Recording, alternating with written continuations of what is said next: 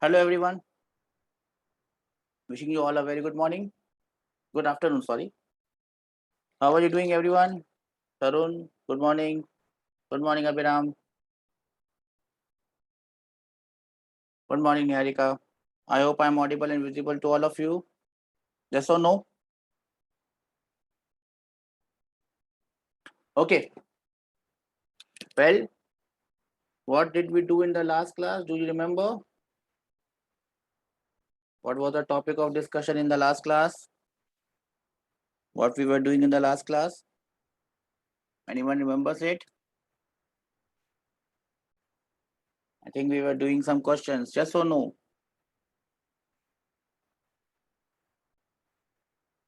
Is it? What question were we doing? Can anyone remind me?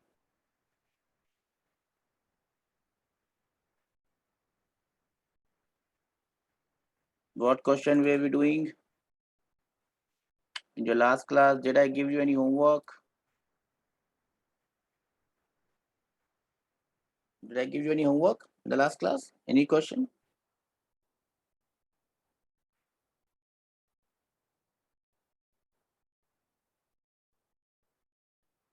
Okay, no question. What we were discussing, do you know this?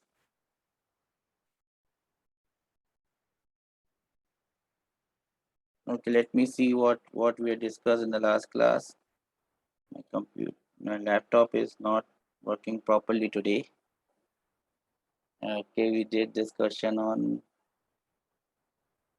pulleys and string. Okay. Just give me 2 minutes. I'm audible and visible, no?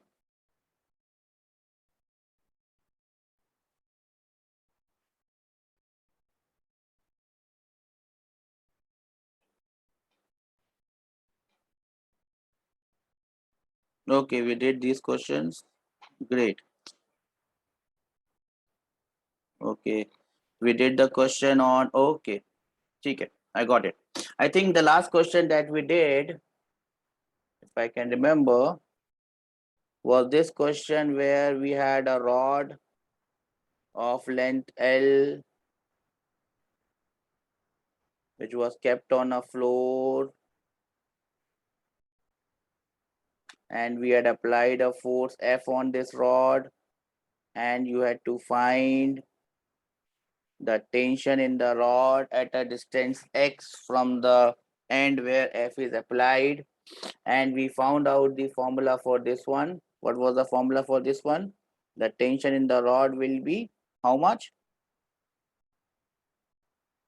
F into 1 minus x by L. Do we remember this formula? Do we remember this formula from the previous class? We know that force at this end is F and force at this end is 0. This is the free end, and we had to find the tension or force at this point. I told you 2 different ways of doing this. The first way was by finding out the acceleration of the rod and then drawing the free body diagram of the body. Then the second way was, imagine that the force F is here, the other force is 0 on the other side. So what was the method in that case? Force is F here, force is 0 here.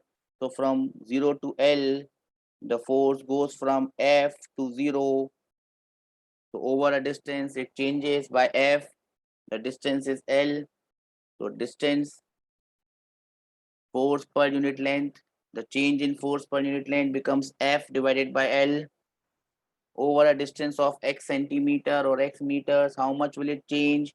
It will change over this distance, it will change by Fx by L. Over a distance of x, it will change by Fxl by Fx by L. For total distance L, the force changes by F. So over 1 unit distance, it will change by F by L. So over a distance of x centimeters or x meters, it will change by F by L into x. The initial force is F. So what is the force at this point? Force at this point will be the initial force F minus how much it has changed. It has changed by F by L into X. I can write this as F into 1 minus X by L.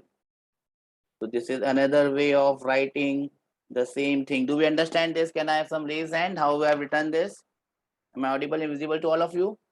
I'm having some doubts because system of mine is giving me problem, I think. Am I audible and visible to all of you? Are you getting me? So do you understand how I've achieved this formula for this force in the rod as a function of x? If you have understood this formula, then I will give you one question on similar lines. I have this ground, and on this ground I have this rod. Rod ka length is L. I apply a force F2 on this end. I apply a force F1 at this end in the opposite direction. What will happen? The rod will obviously accelerate. You have to tell me what is the tension in the rod or force in the rod at a distance x. Remember, this force F2 is greater than F1. Is the question clear to all? I have two forces acting on the rod. In the previous case that we did yesterday, day before yesterday, there was only one force F acting on the rod. In that case, we had find out how much is the tension in the rod at a distance x. That formula is right in front of your eyes. And I have also told you how I've achieved that formula. Using that, can you tell me what will be the result of this one? You have 2 minutes to solve this question.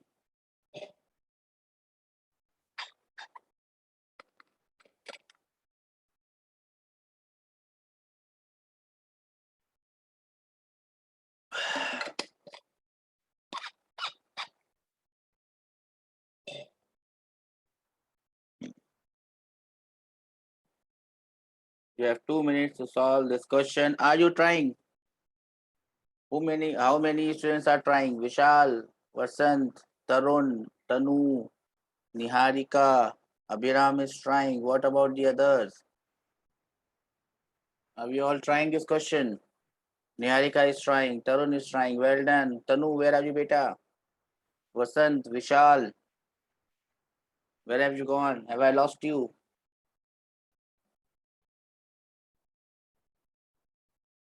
Okay, Vasant has come. Tanu has also come. Well done. What about Vishal? Try it. It's very simple. And then I'll give you the answer. I'll be very happy if someone can give me an answer. Remember, beta, remember one thing very clearly. Answers don't matter. Right or wrong doesn't matter. What matters is that you try, because I know that if you try it hard enough, you will start getting right answers. Once you start getting right answers, those right answers will remain with you always. You will never forget. Waiting for your answers. F2 is greater than F1. F2 is applied from this end. F1 is applied from this end. Length of the rod is L. I need to find out the force at a distance X. Apply some common sense. You have what I have done here as an example for you to do it. 1 minute is left. After then, I will give you my answer.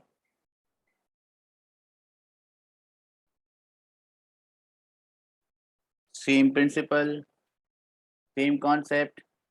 Force here is F2. It becomes F1 here.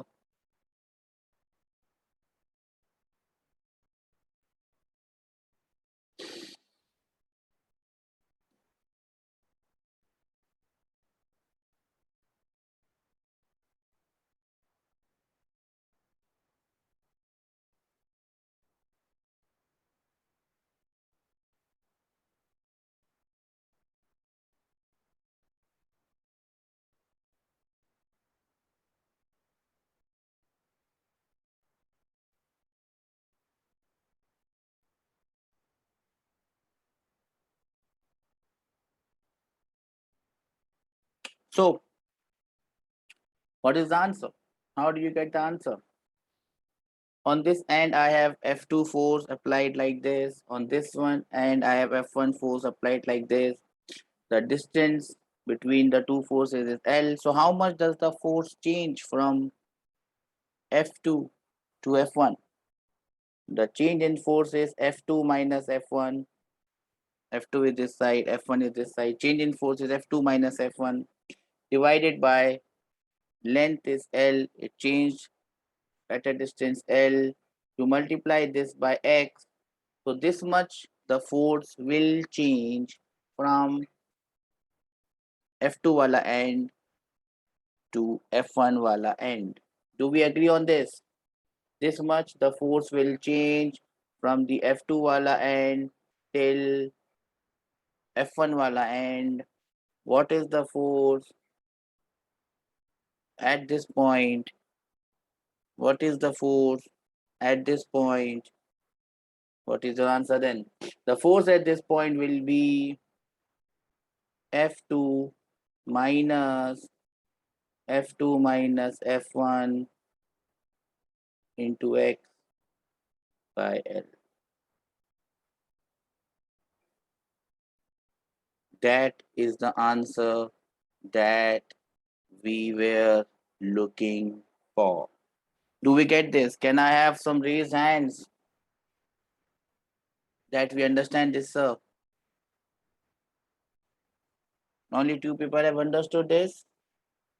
Abhiram, Niharika, what about the others? Vishal, Vasant, Tarun, Tanu.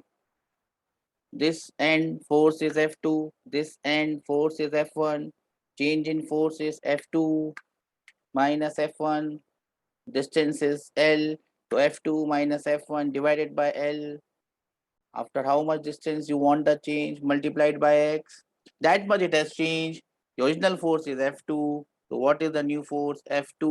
minus F2 minus F1 into X divided by L. Can I have some reason that we understand this, sir?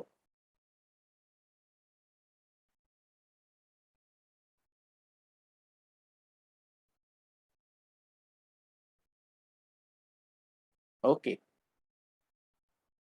Now I can also ask you one question. Listen to the question. This is force varying as a function of X.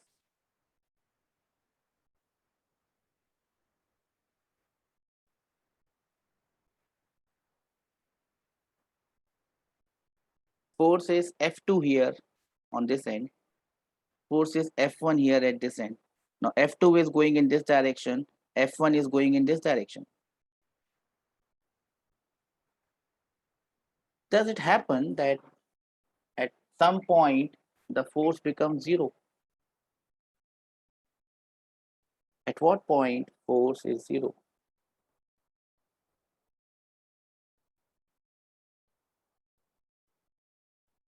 At what point is force in the rod zero?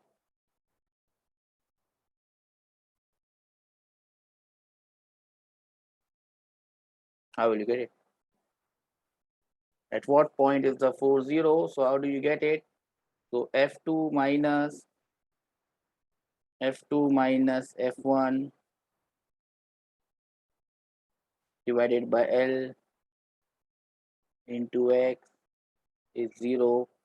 From here, you can find out the point where force is zero. Where is force zero? F2L upon F2 minus F1. This is the point where force is zero. Are you getting my thought? At this point, force becomes zero. Can I have raised hand that we have understood this, sir?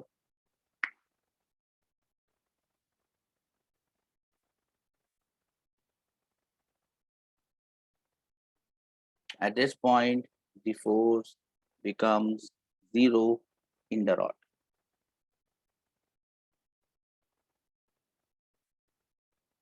Okay. So remember these two things. Remember this equation, which I've written as equation number 2. Remember this equation, which I have written as equation number 1. See, in equation number 2, if I put F2 equal to F and F1 equal to 0, if I put these values, means this becomes F and this becomes 0. You will get equation number 1 from equation number 2. That means you don't have to remember both the formulae. You can only remember one. Which one you should remember? Which formula or which equation should you remember? If you have a rod, how do you find the force in the rod as a function of x, as a distance x?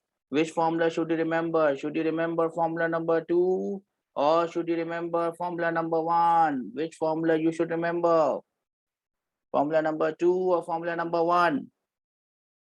Yes, the answer is, sir, if you can remember formula number 2, put the value of F2 as F and put the value of F1 as 0, we should get formula number 1 from formula number 2. Formula number 1 is contained in formula number 2. It is same as saying Newton's first law is contained in Newton's second law. Newton's first law is acceleration is 0. Here, formula number 1 is F1 is 0. Acceleration is 0. You can relate this with Newton's first law and Newton's second law. Formula number 2, formula number 1. Do we understand this? Can I have raised hands? Or I have confused you? Saying formula number 1, formula number 2, Newton law number 1, Newton law number 2. Have I confused you, or do you understand that if you can remember only one of these, you should be able to solve any question that comes in this category in this class? Tarun Abhiram understands this. What about the others? Have I lost you?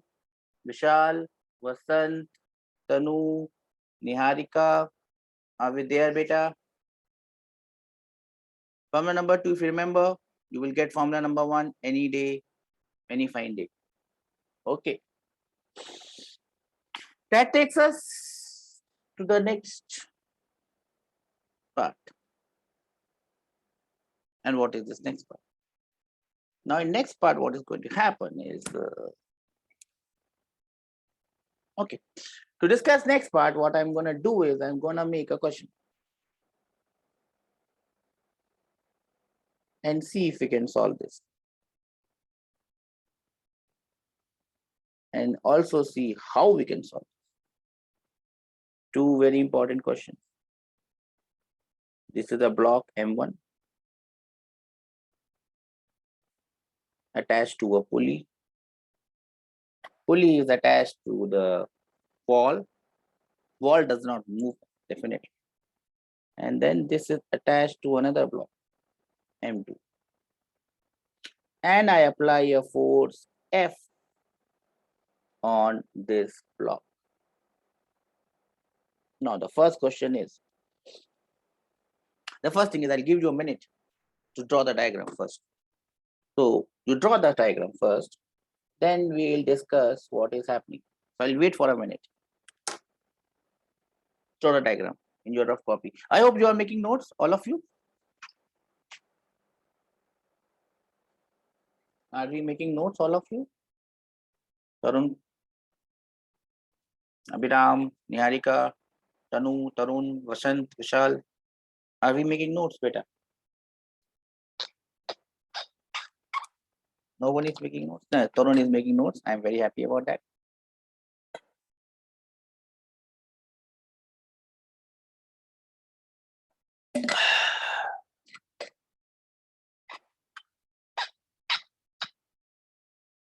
Okay.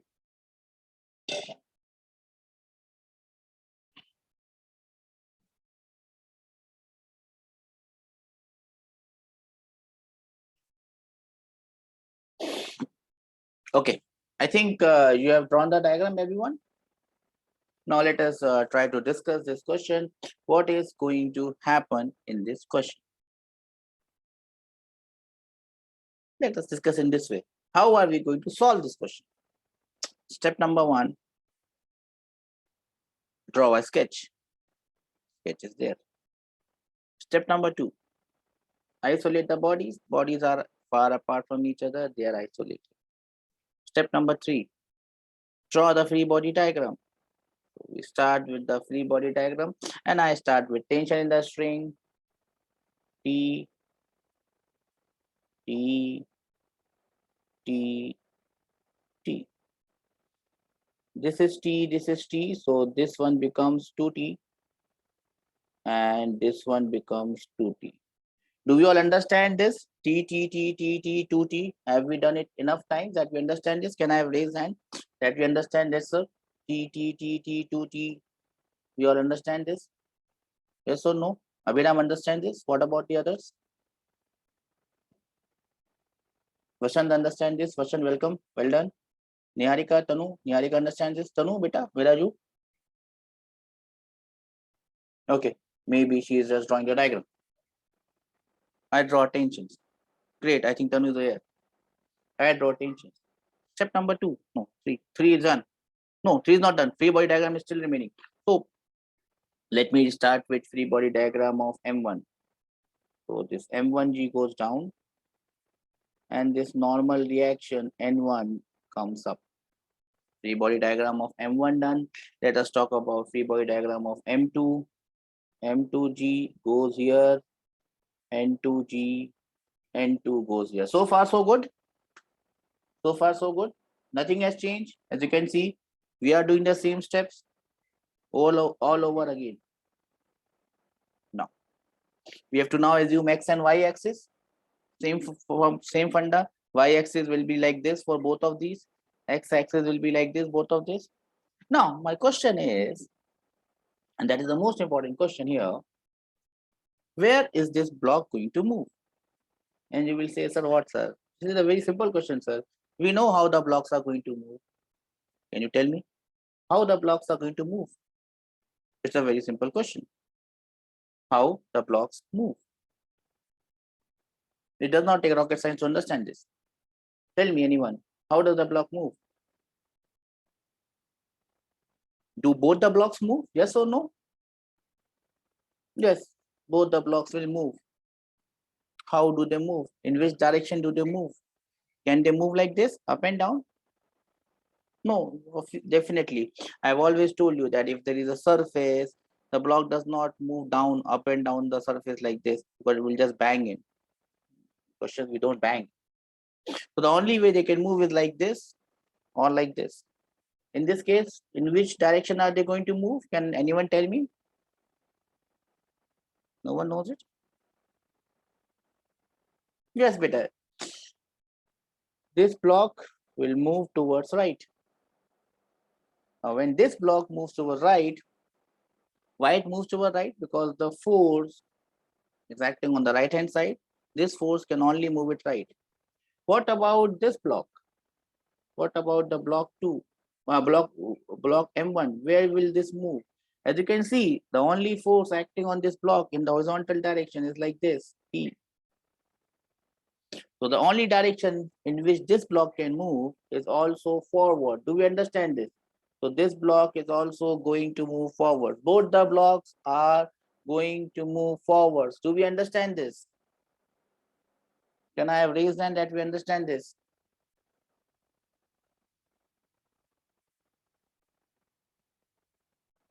Vishal, Vasant, Tanu, Tarun, Niharika. Do we understand that both the blocks are going to move forward? Very simple. From the sketch, looking at the diagram, looking at the forces, we can understand that the two blocks are going to move forward. Then comes my next question. If I say the acceleration of this block is A2 or A, I'm just calling it A2 because mass is M2. Do you think the block M1 will move with the same acceleration, same magnitude, that is what I mean to say? Will it move with the same acceleration a2? Or you think it moves with a different acceleration? In both the cases, you have to tell me a reason. Why do you think this happens? M1, does it move with the same acceleration a2, or does it move with a different acceleration? If it moves with the same acceleration, why? If it moves with a different acceleration, why? Who will tell me this answer? Again, I tell you, there are no right answers and no wrong answers. The only thing that matters is what you think. So I want to know what you think. Do the two blocks move together, or they're not moving together? One is moving aage, other is piche. Aage means in the front, piche means back. Do they move with the same acceleration? Who is going to give me the answer for this one? What do you think? Niharika, what do you think? Do they move with the same acceleration? Abhiram, what do you think? Tanu, Vasant, Niharika thinks they are going to move with different acceleration. Niharika, can you unmute yourself?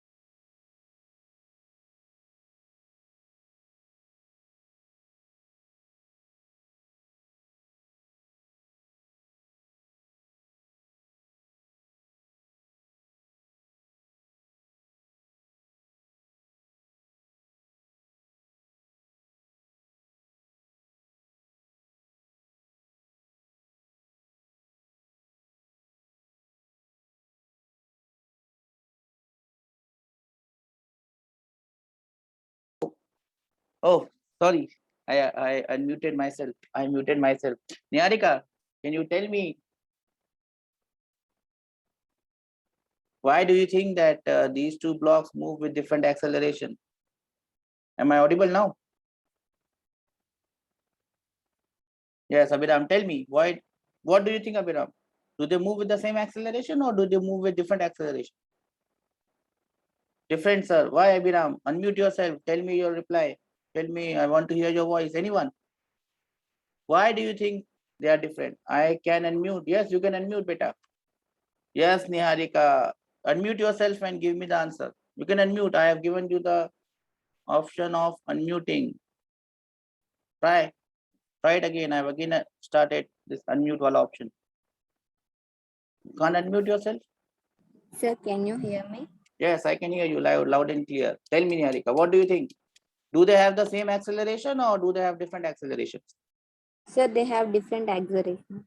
And what makes you feel so? Sir, because the strings were different. Strings are different. Very nice idea. Look at this string. If I call this string as string number 1, now string number 1 is attached to the block M1, definitely. It is attached to the pulley and it is attached to the wall. It is no way attached to mass M2. Well done. What about M2? M2 is attached by a different string, string number 2. They are not attached by the same string. And as I said, two blocks will move with the same magnitude of acceleration or velocity or displacement when they are attached by the same string. But in this case, they are attached by different strings, string number 1 and string number 2. And hence, they may have same acceleration depending on the circumstance, or they may have different acceleration. So if I call the acceleration of block 2 as A2, I will call the acceleration of block 1 as A1. Am I clear? Can I have some reason that we understand this? That we have understood that the acceleration of the blocks are different because they are attached by different strings, as Niharika said. And if I call one as A1, I call the other one as A2. Abhiram, Tanu, Vasant, Vishal, are we there in agreement with this thought of mine? And also Niharika, that they have different acceleration. I call one as A1, I'll call the other one as A2. Now, as always, we'll try to we will try to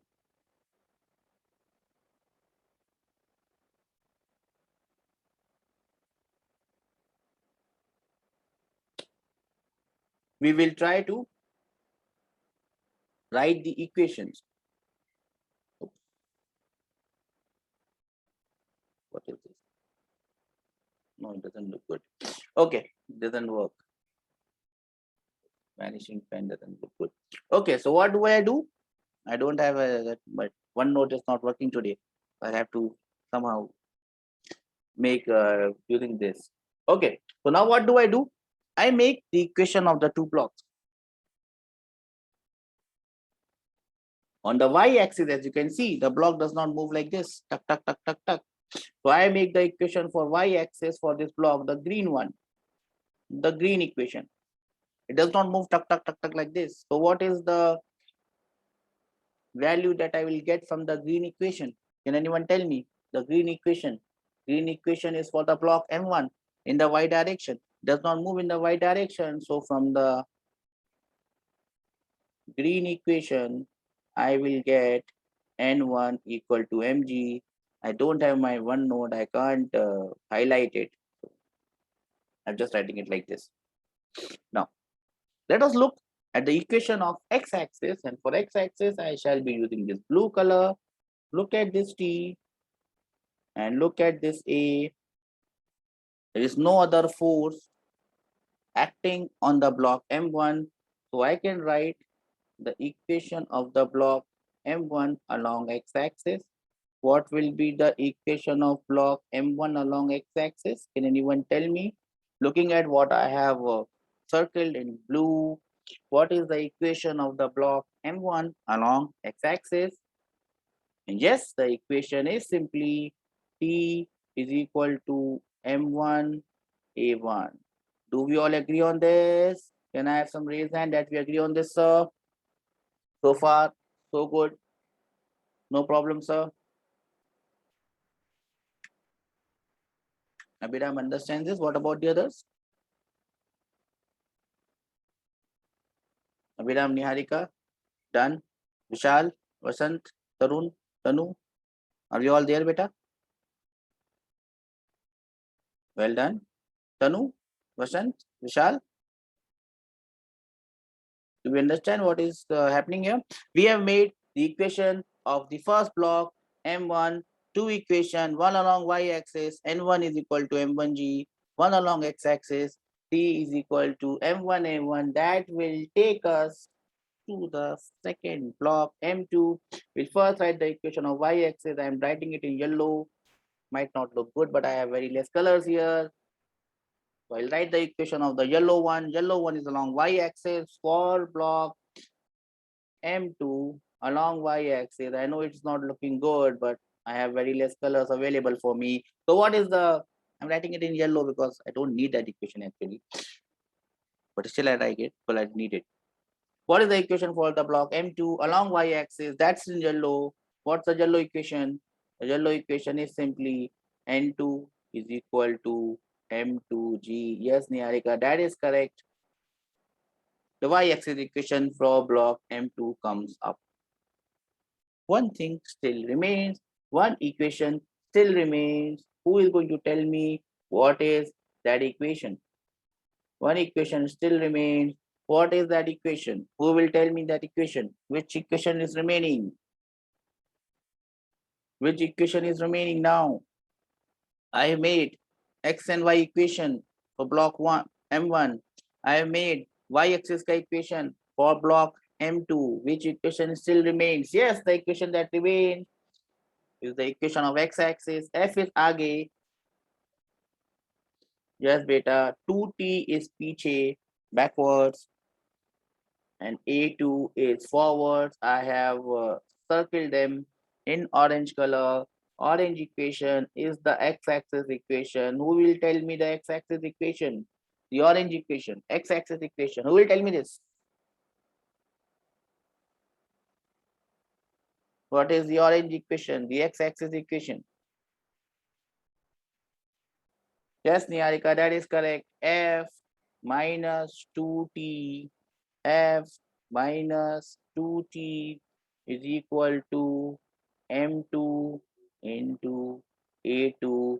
That is the orange equation. Orange equation is the equation for x-axis for the block m2. So far so good. Can I have some raise hand that we understand this, sir? So far so good.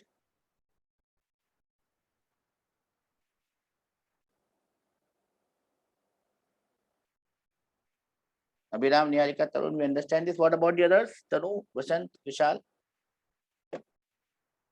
Are we in agreement that we have done whatever we have done up till now is good? Okay. Now let us see how many equations I have and if I can solve them. From this first equation, if I call this as first equation, I can get the value of n1. Well done. This equation gives me the value of n1 normal reaction. If I call this equation as equation number 2, from this equation, I will get the value of n2, which is the normal reaction on block 2. So far so good. Two equations, two variables solved. Keep them aside. Now let us look at the third equation. Equation number 3. Equation number 3. Now let us count the number of variables that I have, unknowns that I have. T is unknown number 1. One unknown is T. A1 is unknown number 2. I don't know the value of A1. I don't know the value of T. I don't know the value of A1. Now let us go to the fourth equation that I have made. That is the equation of x-axis for the block M2. Let us go on that equation. What do we see?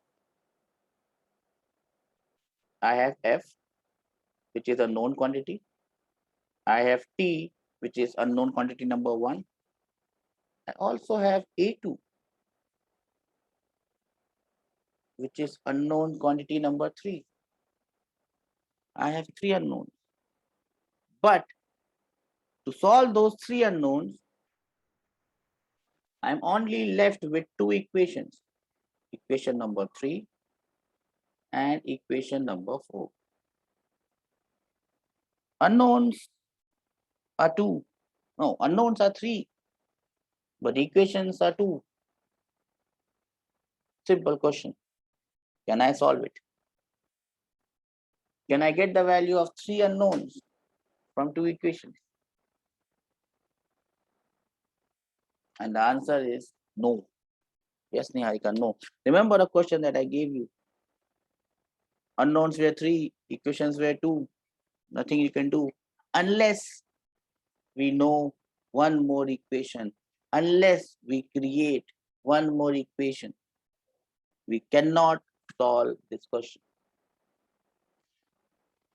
From now on, in the life, in the course that is going ahead, many a times, almost 90-95% of times, you will be encountering cases where you have less equations and more unknowns. That means it tells us that we have to find or invent or devise more equations. But you will say, sir, how will I get more equations? I made equation along x-axis for block 1, for block 2. I made equation on y-axis for block 1, block 2, z-axis, z-axis. There is no force. I cannot make any equation. From where will I produce this extra equation? Any idea? From where will you produce this extra equation that is missing here? Because if there is no extra equation, this equation can definitely not be solved. We'll say, sir, can't solve it. Don't have the extra equation.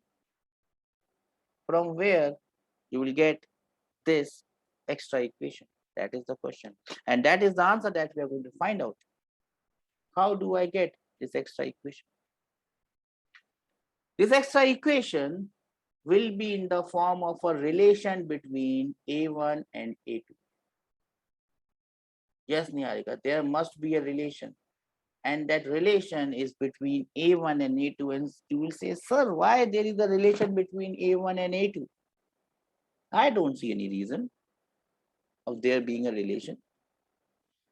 The fact is, beta, and you can realize it, you can see it, even though block M1 and M2 are not connected directly by a string, they are connected by two different strings, but those two different strings are connected to each other indirectly.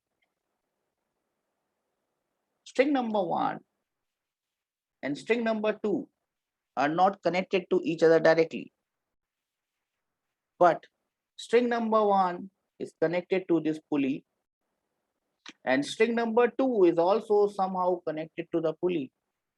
So pulley is common in between these two strings, and therefore there exists a relation between A1 and A2, because even though they are not connected by the same string, they are connected to each other not directly but indirectly by the, what should I say, by the combination of these two strings. Yes, combination is a good word. By the combination of these two strings, and this combination of these two strings, how do you find that relation? That relation is found out using what we call constraints or constrained motion. So that is the next heading that we have to write, constrained motion or motion with constraints. And then you will see, sir, what is this? Now you are putting in a new topic altogether. What is a constrained motion? What do you mean by constraint? Well, as I told you, physics is simple. In physics, we use those words or those terms which have their literal meaning in English.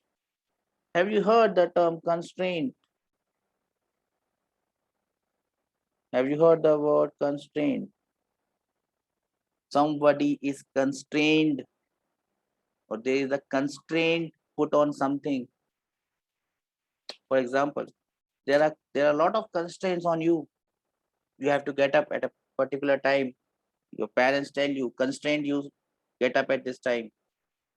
Limit or restrict, that is an easier word for constraint, Niharika. That is correct.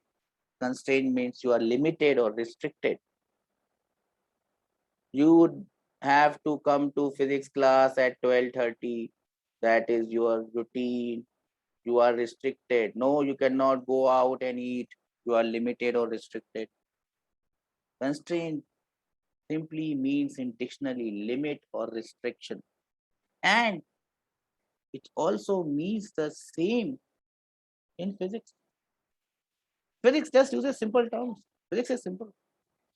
The physics that you are studying is not the entire domain. Constraint means limit or restrictions. Sir, what is the limit and restriction here, sir? We're just talking stupid. See, constraints are everywhere. We might not see them as constraints, but they are constraints. And we have done one type of constraint. In fact, we have done two types of constraints. The first constraint that we did, and I also told you, that constraint was sometimes known as a plane constraint or a wedge constraint. You say, what is this, sir? See, there are things that we do. They might be known scientifically by some other name. For example, water. The scientific name of water is H2O. Now, if you say H2O to a kid who is 4 years old, then what is H2O? Call water. Water is simple. Plane or wedge constraint. What is this plane or wedge constraint? It's simple. It's nothing complicated. If you have a block kept here on this plane, if you have a block kept on a plane, and we have done so many questions on this, how will the block move? You will say, sir, the only way this block can move is along the plane. Yes or no? It cannot move perpendicular to the plane. So it is restricted to move on a plane. That is the constraint that it is having. See, this pad, this is not a pad, this is a rough copy. I use it as a pad for my mouse, right? Coming from mouse. And when I keep this mouse on this mouse is restricted to move on the pad. I can lift it, but it doesn't work then. This mouse is restricted to work on the pad. This type of restriction is known as plane. It can only move on this plane. It cannot move like this. I can move it like this, but it does not make any sense. This is known as plane constraint or wedge constraint. Do we understand this? If you keep something on a plane, it can only move along the plane. That is known as a plane constraint or a wedge constraint. We have done many questions on this. Remember, we had done a question where a block was kept like this, and then it started to move down. This is again, this thing was known as a wedge, triangular wedge, and the block can only move down or the block can only move up. It cannot move like this. And we had also made equation on the y-axis that it cannot move along the y-axis. That was nothing but plane constraint or wedge constraint. Do we understand this? Can I have some reason that we understand this, sir? Plane constraint or wedge constraint. Do we understand this plane constraint or wedge constraint? Can I have some raise hand that we understand this, sir?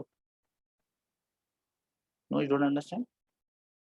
A plane constraint or a wedge constraint, if you keep something on a plane or a wedge or a ground or a surface, it only moves along the surface. That is the plane constraint or wedge constraint. Niharika understands this. What about the others? Vishal, Vasant, Tarun, Tanu, Niharika understands this. Shashank, Abhiram, do you understand this better? Plane constraint or wedge constraint. If something is kept on a plane or a wedge, it just moves along that plane. I'll give you one more very good example for this. Plane constraint or wedge constraint. I'll make a hypothetical question and we'll be solving this question not in your class because it's too tough for your standards. It will not come. But again, I have to give you an idea of what a plane constraint is. It is a very difficult question. Very difficult question. But see, if you understand it, it becomes pretty damn simple.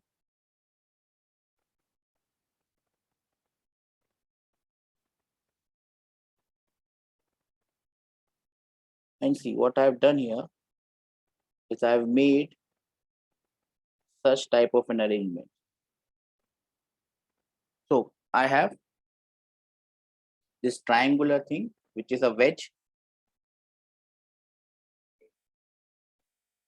And I have this, which is a rod. And I made this rod to slide in between rails. It is just like a railway track. You understand rails?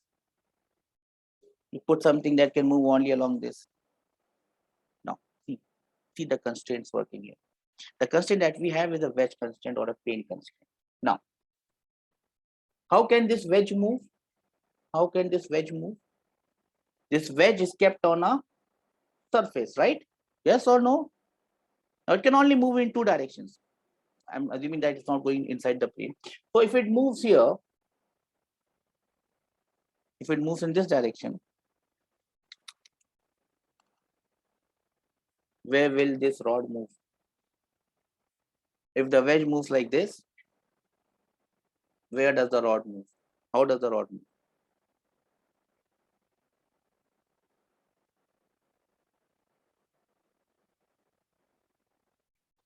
If the wedge moves like this, how does the rod move?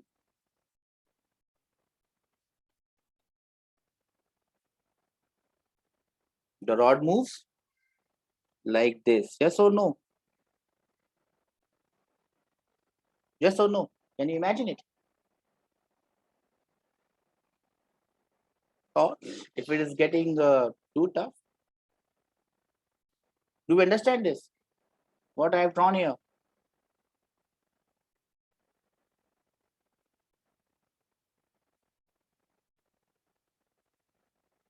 But I'll make it simple. I'll keep the rod like this. and I'll put it in a rail. Now I ask the same question. If this moves like this, if the wedge moves like this, how will the rod move? See, the rod is fixed here. It cannot go like this. So how does the rod move when I move it in the right direction? How does the rod move? The rod will move downwards. Yes or no? Do we understand this? Do we understand this? When the rod moves towards right, when the wedge moves towards right, the rod moves down. This is a constraint, a high level constraint. Let me ask you another question. If this moves towards right, if the wedge moves towards left, how does the rod move? If the wedge moves towards left, the blue one, how does the rod move? What do? I make everything same so that you can understand. Where is my eraser? Eraser. So erase this. Okay. So basically, when the wedge moves like this, the rod moves. When the wedge moves like this, rod moves like this. Red, red. This moves here, this moves here. What about when I move the wedge like this? How does the rod move? How does the rod move? When I move the wedge in the blue direction, how does the rod move? It is a simple, the rod will move upwards. Yes or no? So this is a type of wedge constraint or a plane constraint. Do we all understand this? Do we all understand this? Yes or no? I need my answers. Do we all understand this, beta?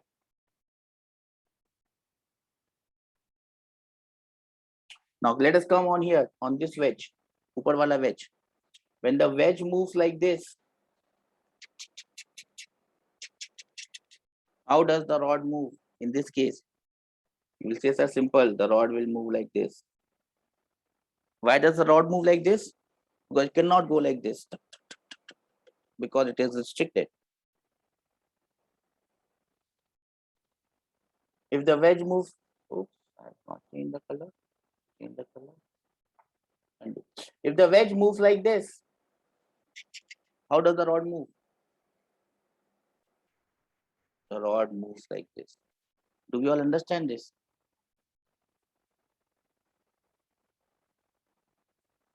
Do I have agreement from all of you? Vishal, Vasant, Sashank, Tarun, Abhiram, Niharika, Tanu. Do we all agree on this? This is known as constraints.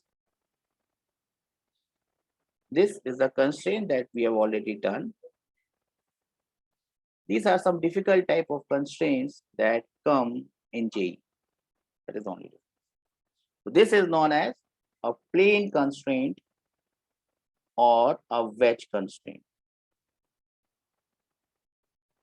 A plane constraint or a wedge constraint. Now, combine this plane constraint or wedge constraint with the second type of constraint, and the second type of constraint is known as string constraint. String constraint. What is the string constraint? When two blocks are attached by a string, they just can't move freely. We discussed that. Up till now, we were doing that. For example, here, this is what we know as Atwood's machine. This is what we know as Atwood's machine. This is string constraint, or we are talking about string constraint. This is what it's Atwood's machine. Now these two blocks, block 1 and block 2, are attached to the same string. So they are confined, they are restricted, they are limited. They just can't move freely because they're attached to a string. If this block goes down, if block number 2 goes down, what happens to block number 1? Similar case to this. This goes here, this goes here. What happens to this one? Similar case here. Block number 2 goes down. What happens to block number 1? Anyone? You've done it. It moves upwards. String constraint. We also know that if this moves down with an acceleration a, this will move up with an acceleration a. Yes or no? Can I have some raised hand that we understand this? If it moves down with a velocity v, this moves up with a velocity v. If it moves down with a displacement x, this moves up with an acceleration with a displacement x. Yes or no? Do you understand this? Can I have some raised hand that we understand this, please? Constraint. Students get scared of this constraints. Whenever they hear the word constraint, oh, it's very tough. See, it's so simple. Constraint. Can I have some reason that we understand string constraint? This is the easiest type of string constraint. Now we'll just make it complicated. But I just want you to understand that in the next class, we are going to do the steady constraint, and I'm just making the trailer of this. The movie will be in the next class. Now see, a mixed constraint. A mixed constraint. Now, before going on to a mixed constraint, I'll just make you a string constraint with not one but two strings. This is block number one.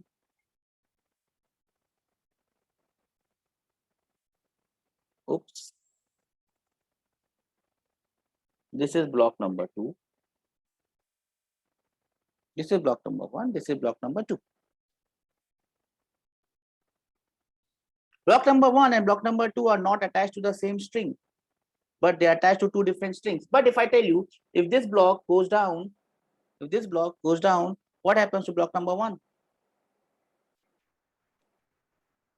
Block number two goes down, what happens to block number one?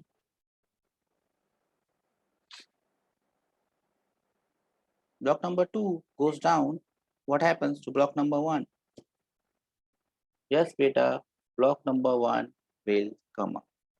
But they are not attached to the same string. So if it goes down with an acceleration a2, this will come up with an acceleration a1. If it goes down with a velocity v2, it comes up with a velocity v1.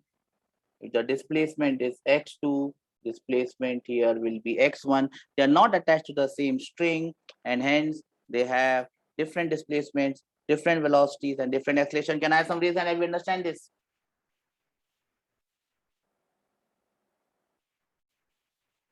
Only three people understood this, not good enough. What about the others? Vishal, Vasant, Tanu, Shashank, do you understand this? This is known as a string constraint, and I can have another type of constraint which I can call it as mixed constraint. Now, what is this mixed constraint? Don't get confused. I have more than one constraint here, and the simplest example here is this one. Simplest example here is this one. This is a mixed constraint. There are two constraints working here. There are two constraints working here. Can anyone tell me what are the two constraints working here? Everyone knows that this goes here, this will go here. But here, if this goes with an acceleration a, this will go here with an acceleration a. If it goes here with a velocity v, this will go here with a velocity v. If the displacement is x, the displacement will also be x. There are two constraints working here. What are the two constraints that are working here? Number one is the string constraint. They are attached to the same string. Number two is the plane constraint, because block number two is on a plane. Do we understand this? There are two constraints working here. Since block two is kept on a plane, it has to move along the plane. Since block two is attached to block number one by a string, they have string constraint as well as there is a plane constraint on block number two. Do we understand this? Can I have a raise hands for one last time in this class that we have understood this? String constraint, plane constraint, and here we have applied both the constraint together. We have done this question without even uttering all this what you can call nonsense. So we have done this before. We know that this goes down, this goes here. What is this? What is constraint? Because this word should not trouble you. This word is going to be used a lot of times now. That is why it is important for us to understand this word. Let me now wind up this class. Let me save this. Okay, I've saved this. This ends this class here. The next class, don't miss it for anything in this universe. But if you miss that class, other classes will become toughest. Don't miss the class for anything in this universe. The next one, we'll be discussing constraint in a way in which you might not have even imagined it. We'll do that in the next class. See you tomorrow, day after tomorrow. Today is Friday, so I'll see you on Monday then. See you on Monday. I'll share the PDF. Don't worry. Take care. Bye bye.